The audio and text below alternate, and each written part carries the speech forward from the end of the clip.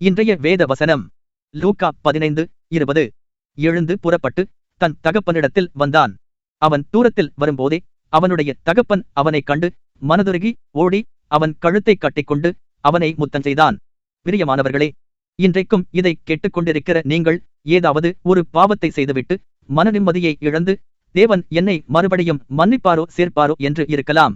வேதத்தில் பார்க்கின்றோம், ஒரு ஊதாரி மகன் தன்னுடைய தகப்பனிடத்தில் உள்ள தன்னுடைய பங்கை வாங்கிக் கொண்டு போய் துன்மார்க்கமாய் வாழ்ந்து குடித்து வெறித்து எல்லாவற்றையும் செலவழித்தான். பணமும் முடிந்தது.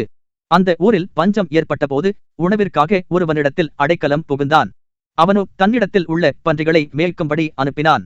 பன்றிகள் தின்கிற தீவட்டினால் தன்னுடைய வயிற்றை நிரப்ப ஆயுத்தமான போது புத்தி தெளிந்து தன்னுடைய தகப்பன் மிகுந்த ஆஸ்தியுடையவன் என்று அறிந்து அவரிடத்தில் போனால் ஏதாவது உணவு கிடைக்கும் என்று வந்தான்.